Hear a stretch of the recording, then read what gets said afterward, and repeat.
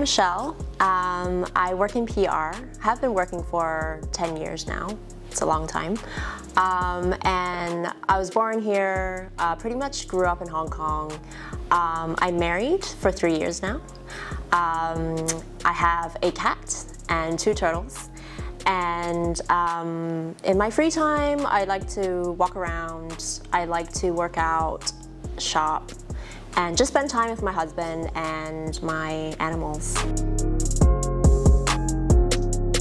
I guess I started saving when I was, you could say, a child, you know, when you get lycée money from your relatives every year. And I had a lot of relatives on both my mom and my dad's side.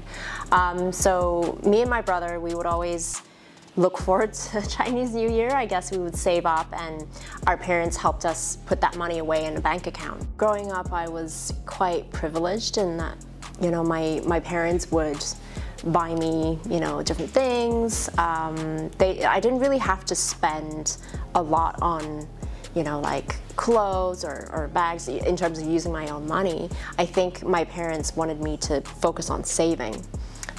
So that, you know, when I start working, I can really start to grow that amount of money and amount of savings. I'm not an experienced investor in any way.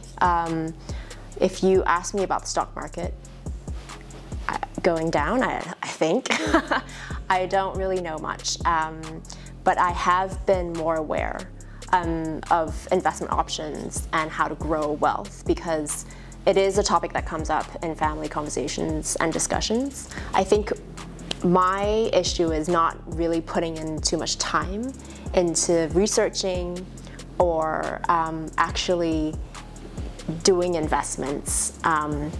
But I do have a bank relationship manager who helps me on that front, so it's made my life a lot easier. So, you know, I've been doing, when I first started working, I did a lot of insurance policies. I invested in a lot of those. It's a low return, low risk, long term, quite stable. It was kind of an alternate source of income for me, even though the returns are not great. It put me in the mindset of, oh, you know, every month my salary, part of it, goes to savings. And then over the years I opted for unit trusts. So that gives me kind of a monthly dividend. It's higher risk, higher rate of return.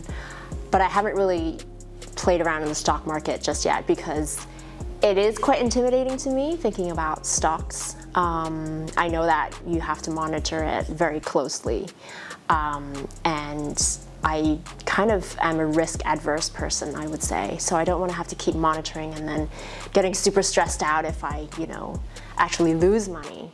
And so I look to my bank manager to advise. My friends, they're in different industries. Seeing everyone and how they manage their money, it gets me thinking of what I should be doing with my money. And I often discuss this with my husband because obviously we want to grow our wealth together and plan for the future.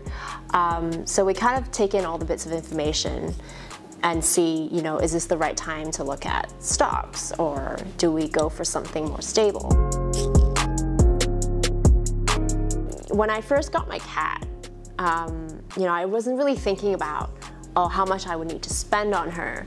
But, you know, as day by day, when I'm taking care of her, I'm like, wow, your food costs quite a bit, especially when she doesn't eat everything I feed her.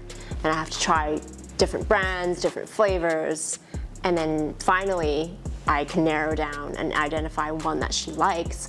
I don't know how much I've spent on food alone, but all the other necessities that she needs, it adds up. And that's gotten me thinking, she actually is expensive. And, you know, upkeep of a cat. Turtles as well. I can go into this. I had no idea that you needed so much attention for turtles. I thought, you know, as a child growing up, you just put turtles in a container and put it, you know, somewhere, and you just feed them once a day and change their water. But who knew they needed a basking area and a heat lamp and a UVB light. And who knew that taking them to a vet is like pretty expensive? Yeah, one of my turtles is kind of swimming round and round in circles. Not sure why, but it cost me quite a lot taking them to the vet. So it got me thinking, having all these pets, you know, one day if we do have a family, that expenditure would multiply by so much more. And so, yes, money goals wise, I think, you know, me and my husband would want to save as much as we can. Raising a child is going to be very expensive. So the pets have gotten me thinking about maybe we should have a savings plan, you know, for the next 5 years, the next 10 years. So I think that's something that we need to discuss, me and my husband. Out of my monthly income, 30% would go to savings. About maybe 50% would be on spending, and the rest of it would go to investments.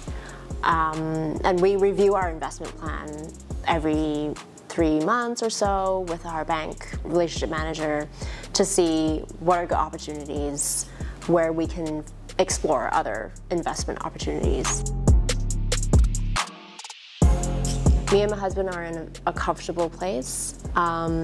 We're able to enjoy certain luxuries in life. You know, we're lucky enough to not have, you know, a mortgage on our apartment, or, you know, we're able to take, you know, nice trips and have, you know, nice meals and things like that.